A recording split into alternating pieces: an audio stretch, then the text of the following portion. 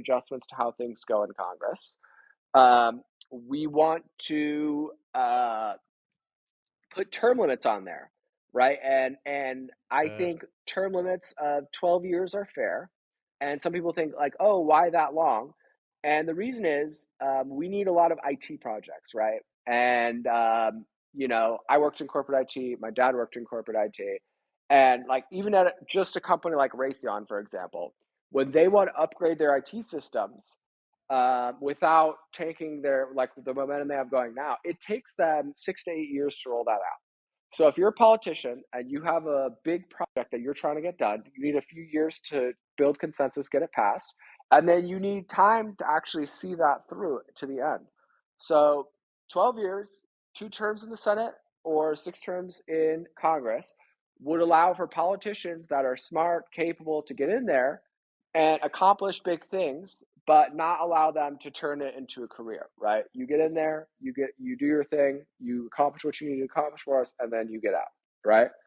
Um, the other things in there, as far as what we need with Congress, one of it's a pay structure thing, right? So right now, Congress people make like $170,000, and they have to maintain a life in two expensive cities a lot of times for that, right? DC is expensive.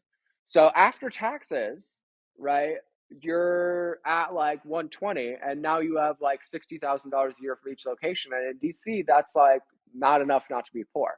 So we're saying increase that dramatically, increase that to around $600,000 per year. But they have to meet performance benchmarks, right? So if they don't pass a budget, their pay gets docked. If they miss votes, their pay gets docked. If they don't do good things for our country, like various other benchmarks, their pay gets docked. So this is a way for people to become millionaires in Congress, but not by being corrupt, by actually doing their job.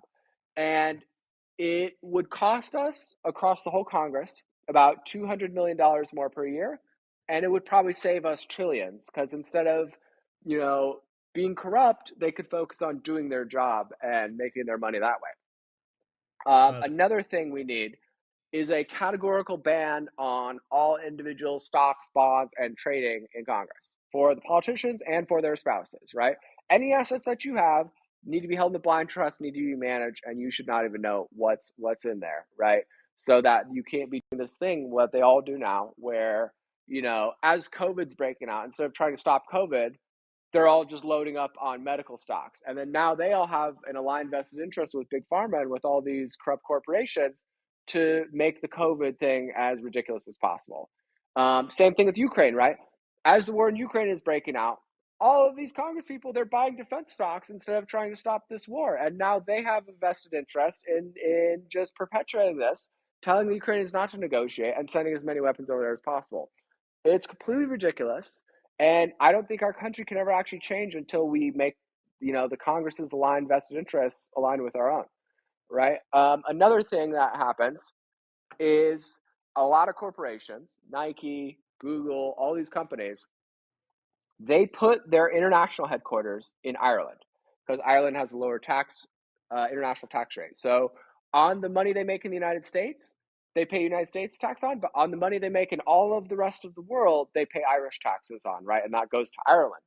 So we want to say, listen, if we're going to use our State Department, our military, our CIA, or whoever we have in the future to essentially advance your corporate interests around the world, you better put your corporate headquarters in the United States, right? If you are seeking an audience, if you want to have any kind of a voice in our government at all, you will put your international headquarters in the United States, or you will use the diplomatic channels, the countries you are headquartered in, to try to get at us when you need us, right? And I think that would dramatically increase our tax revenue, and that would make it so that American companies are actually American instead of like slightly American and mostly international, right? I think it would.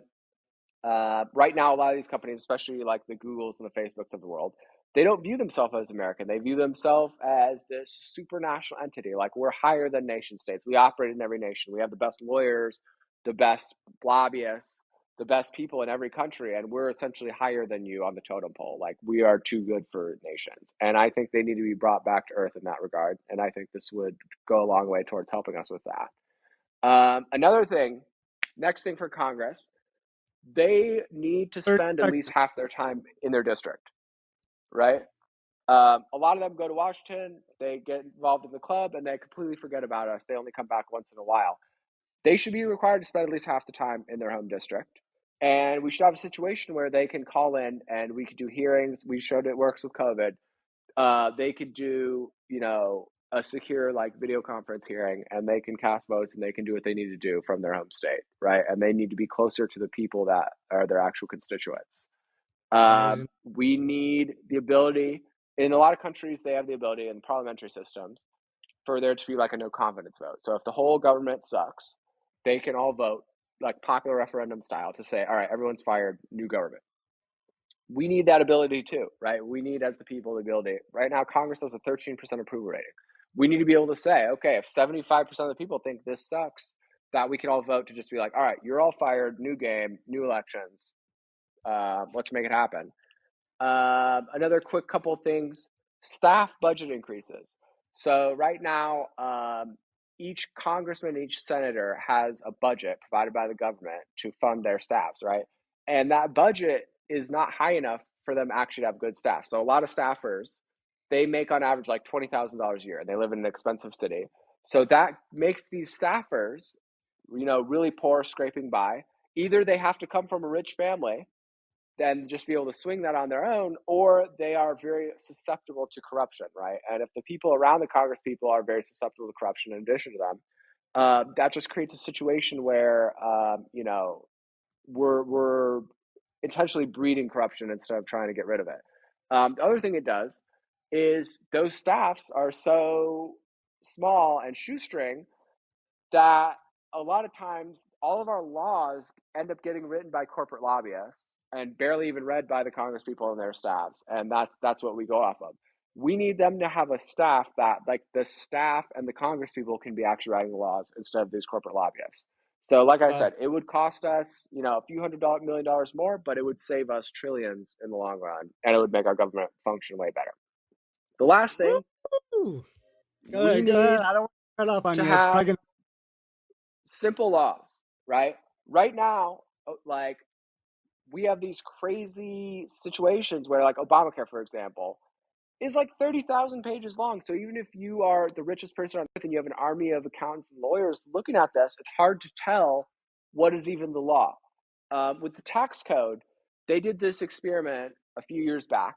They took the top 4 accounting firms in the world and they gave them all one company's taxes to do, right? It was the same data that they got for the same company.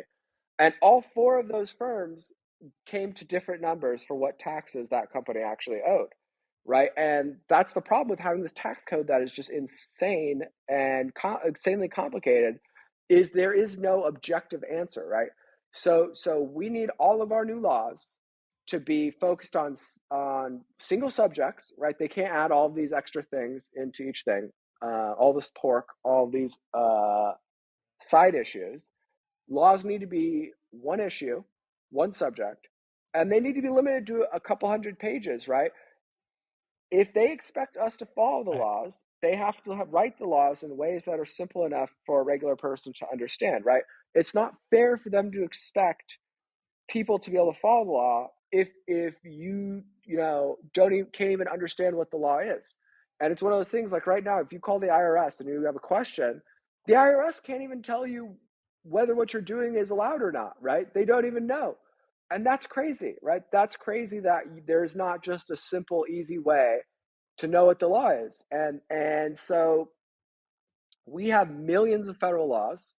We have this gigantic just mess of bureaucracy, and we need to whittle that down and have things be very clear, simple, cut and dry, no loopholes, no exceptions. The law is the law for everybody, and it's easy to understand enough so that regular people that don't have, aren't rich, don't have an army of lawyers, can figure it out.